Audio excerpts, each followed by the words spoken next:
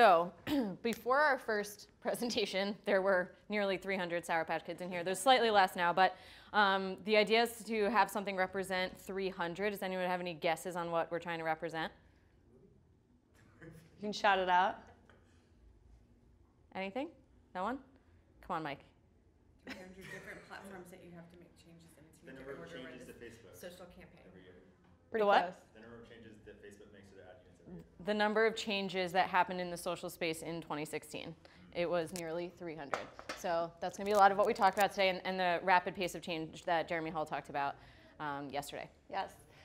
So if you felt like there was a social update almost every day last year, there was. And so today we're going to talk to you about why it pays to play in social. I'm Michelle McNeill. I'm the Regional Director of Paid Social for the East. And I'm Brittany Richter, National Director of Social.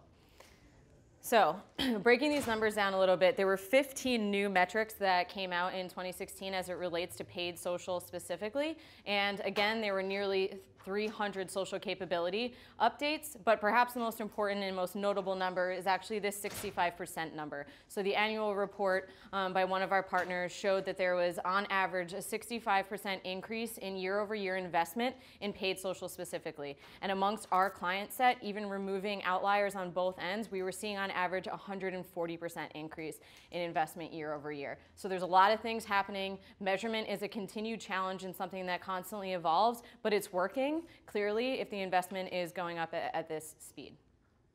So what we're going to talk about today is what it means when new media emerges, thus new metrics and new measurement, how to keep up with the rapid pace of change, and also the Agile activation system, which is actually what our answer to the idea of media planning being dead is, and how to make sure that you can take advantage of these changes in relative real time. So the first one is new media, new metrics, and new measurement. Does anyone know what these are? Facebook reactions, close. So before these were released, there was no such thing as ha-ha-ing or yay-ing, if you will, at Facebook posts. So when they released a new capability, they're actually creating new consumer behaviors that never existed before. So a better example when we're thinking about paid social specifically and new metrics is the Facebook Canvas unit. This is something that we use very frequently. Jill talked about it a little bit earlier today, as well as collections, which is an extension of Canvas. And this is something we see a lot of success with, and we sometimes measure it in terms of success as far as time spent in Canvas. So again, Canvas was new, therefore time spent in Canvas was a new behavior, and thus we needed a new metric in order to measure it. Similarly, we couldn't link out from Instagram previously, but now that we can, that's a new metric to add to the reporting.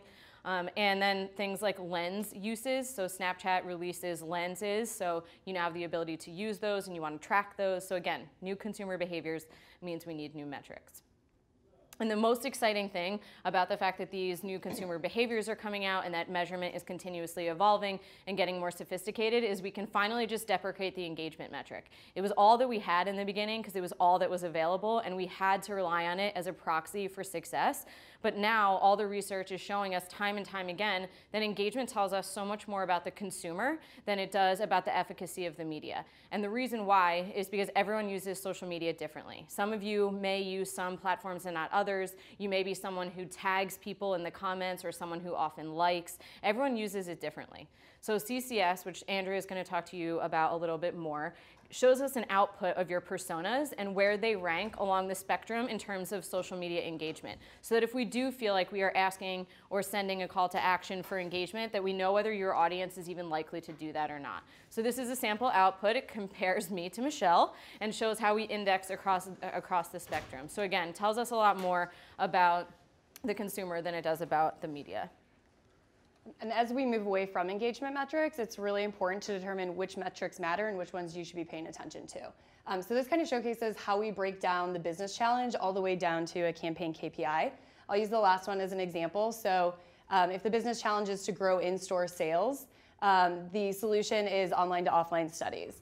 The media objective being the store visit, and the desired user behavior is getting that user in store. So our main KPI for a campaign like that would be cost per store visit. So really making sure that you're laddering those KPIs and the desired user behaviors back to that business challenge. And perfect timing, Jason Izzy for walking in. One of the examples of us doing this was for Smirnoff, which is part of the Diageo portfolio.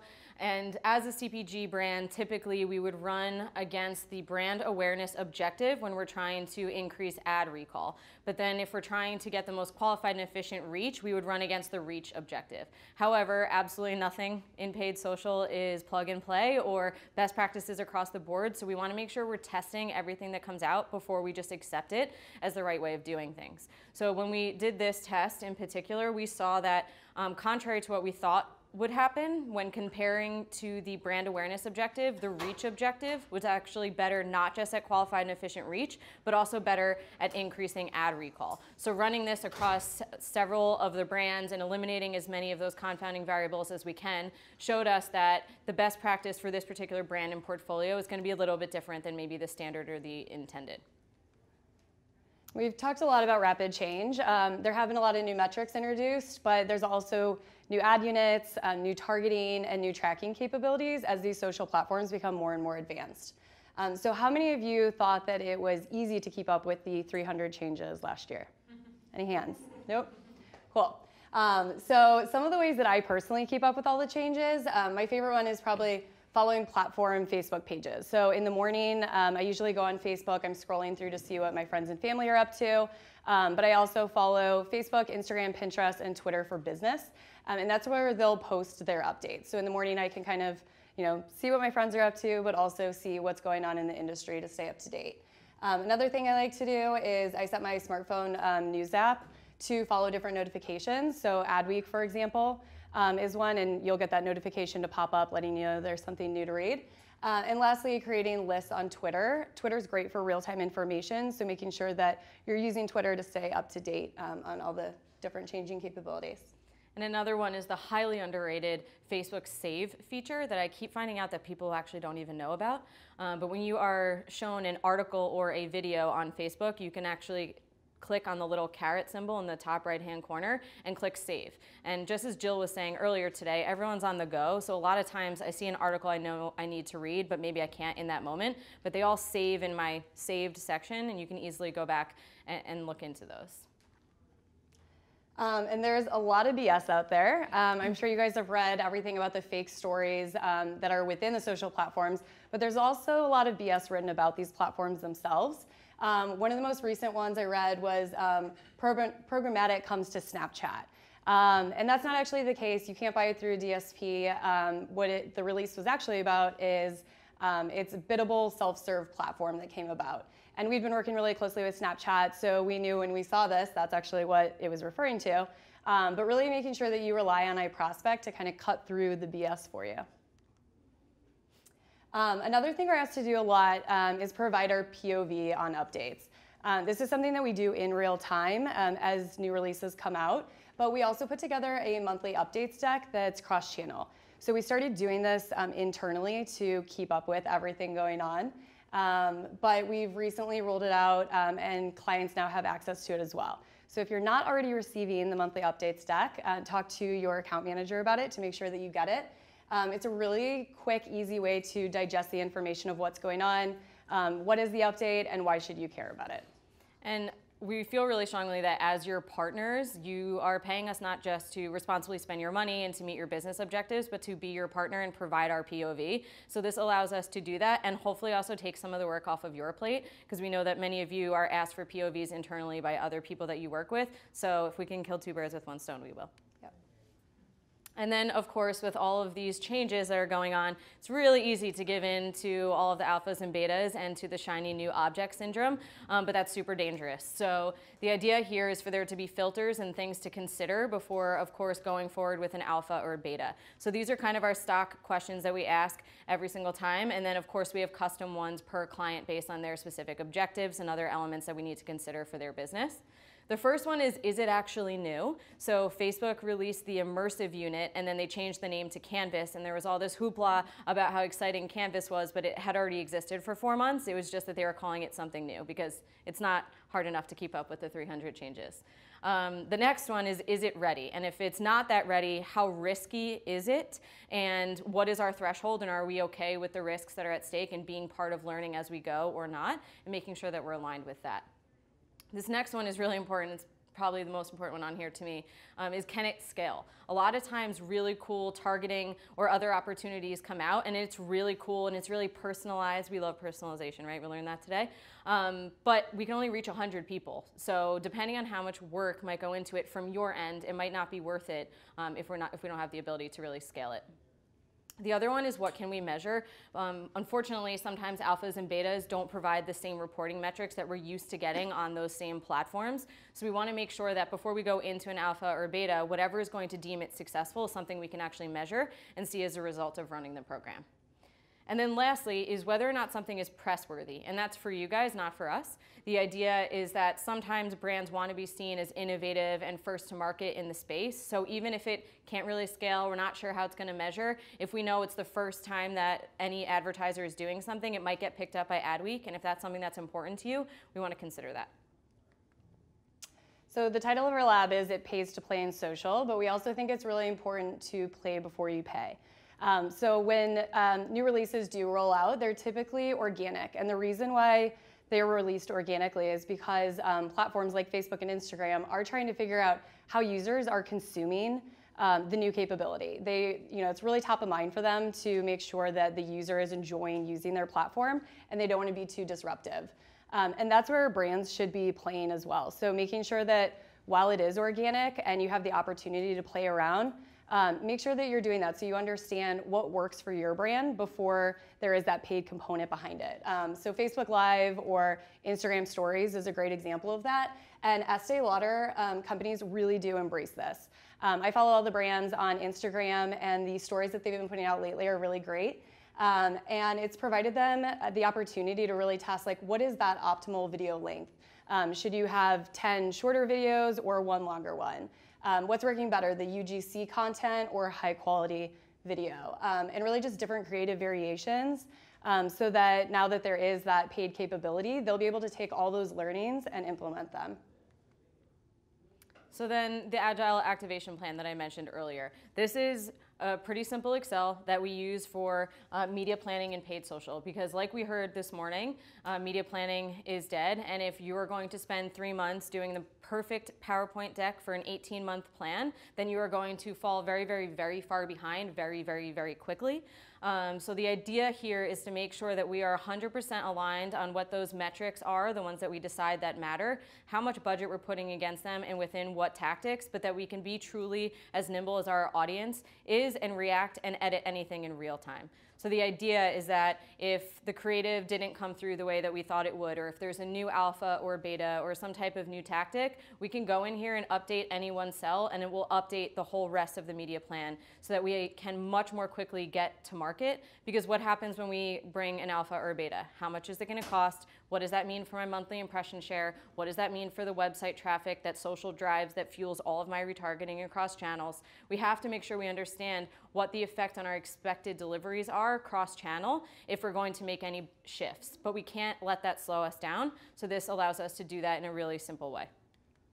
And one of the line items on that plan should be a testing budget. So we typically recommend setting aside 10%, and we recommend that because it's enough budget to be able to capitalize on those alphas and betas and new opportunities throughout the year, but it also sets aside budget to really make sure you're capitalizing on those tried and true tactics that are moving your business forward on paid social. Macy's is a company that's really great about budget fluidity. This year during holiday, we run their dynamic retargeting, and they allowed us to kind of keep those budgets fluid, working together with them. Previously, we had different budget assigned to each tactic that we did. So iProspect, working together with them, we kept it fluid, and we actually saw a double-digit % increase in ROAS. So making sure that you do keep it as fluid as you possibly can to make sure that we are acting in real time and really capitalizing on that ROAS that we can really see an increase on when it's fluid. So to summarize, Agile, I kind of feel like is becoming one of the words that's a buzzword at this summit. We've been talking about it a lot, but it is super important. And in this particular context, we mean saying Agile as far as measurement's concerned, budgets, plans, and creative. Also making sure to choose metrics that matter. If you walk out of here with one thing today, I would hope that it would be to move away from the aggregate social metrics and instead focus on actual leading indicators that are tied to desired user behaviors and business outcomes. And of course, as Michelle was mentioning, play before you pay. We've seen our clients have a major advantage of playing in that space before putting money behind it and getting a lot more bang for their buck. And then establishing those filters for fighting shiny new object syndrome. And lastly, if you're not already doing it, make sure that you implement the Agile activation plan and do set aside that testing budget. That's it for today. Do you guys have any questions for us? Can I throw you a curveball? Sure, always. Okay. We have a client that's been playing on Snapchat, and what they've seen is that they've had a huge increase in traffic from Snapchat, which actually can be attributed potentially to the way that Snapchat actually loads the client's site. You know who I'm talking about? I do. So what is our approach for fixing that, and how much influence do we have with platforms like that? I love that question, so thank you, Karen. And I do know who you're talking about, and we actually fixed it already because it was a misplaced pixel, so the pixel was firing too soon, which is why that was happening. So we've already fixed it, but we immediately went to Snapchat, and just like many of the partners who are here with us, we also have partnerships with some of the social platforms who aren't here at the summit, where we do have a lot of influence over their roadmaps.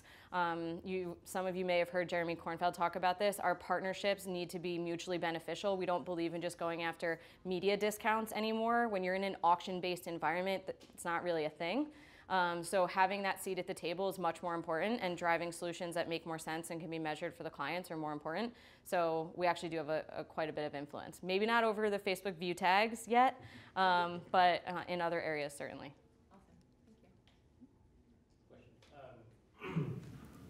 So there was multiple changes in the last year, new platforms coming out.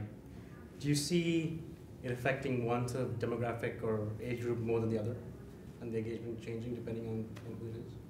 I guess it really depends on the platform. I know the Facebook Stories release that just came out last week, that was sort of how to get the older demographic using some of the functions that people are already using on Instagram and Snapchat, which might be a younger demographic.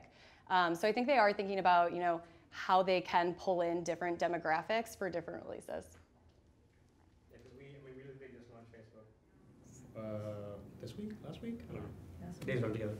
But our demographic is a 60-year-old and higher, so. Yeah, so probably not a lot of Snapchat advertising. Yeah, okay. Any other questions? You mentioned learning a lot about the ideal video length and some of those other learnings from Estee Lauder. So do you have some of those best practices that you could share? I do. I'm not sure that they want all of them to be shared. In a general sense, not related to Estee Lauder, what would you recommend? Yeah, so I think one of the ones, the Instagram stories, for example, figuring out when that drop-off is. So they had created, I think it was like 10 or so different ones, and they started to see a drop-off after like the 6th or 7th video. So things like that, but it really depends on your brand. It's not a one-size-fits-all, and that's why it's important to play around. But I know that was kind of one of the things they were testing, like what's the optimal length to get people to click on each one, and where that drop-off is. I will say I have very little patience for the long stories, because I think after maybe three, I am done, and you should have just posted another story, I feel like, right? Yeah. So it's interesting to hear you say that. Yeah, so I think the shorter ones, overall, were working better. So having more short ones rather than, less longer ones. And that's in line with what Jill was saying earlier today about the more concise and lightweight, she kept calling it, content. So I think the attention spans are just getting smaller and smaller, and there's so many things competing, like we talked about yesterday morning. So that's usually going to be best practice. And then vertical video. So any opportunity to use vertical, even in the formats that are typically horizontal, it seems to be the preferred method now of consumption. Are you primarily making decisions about which social channel to use based on the expected performance, or is it also other considerations? There's a lot that goes into that, but first things first, we want to figure out what that desired user behavior is and what the KPIs are, and which platform is going to be best at driving that. So really depends what your KPI is, also what demographic you're going after, but there's a lot of upfront information that we figure out before we determine which social platform makes sense for the brand. And that's been a challenge, though, I will say. Like, a lot of people will come to us and say, we want to run this Facebook campaign, and we say, well, maybe not. Let's take a step back. What is it exactly that we're trying to drive, to Michelle's point? So it is important to have those considerations up front. To piggyback on that too, what's the most interesting brand that you would not have expected to do well on, say, a platform like Snapchat? That's a good question. I don't know that anyone that we work with who's unexpected is on Snapchat right now. Okay. So I'm trying to even think of an example on a different I can't platform. think of, I recently was served an ad for a bank, which I think like maybe you wouldn't necessarily think a bank is going to advertise on Snapchat. I can't remember which one off the top of my head. But I do think there's like more and more verticals that you maybe wouldn't think would advertise on it are kind of breaking into it. Because I guess at the end of the day, they're trying to figure out that like that's where their audience is, if they're trying to reach millennials as well. So playing around with Snapchat. And now that we can link out and you don't have to be a brand who has a relevant lens or filter, and just the idea of consuming content and then going to your site, I think it's going to open doors for brands that maybe would have never been able to consider the platform. Yep. Any others? This is social. I feel like there's always a million questions. Do you guys have plans or have best practice for somebody who's in a very heavily regulated space? Say, carousel. Yes, make sure that our team talks to your legal team about every possible piece of information. There's usually a lot of back and forth. Because of that, that means more work for you all. So the more upfront and the more training we can get on what those regulations are, then it's pretty easy for us to come back with recommendations that are or aren't in line with that.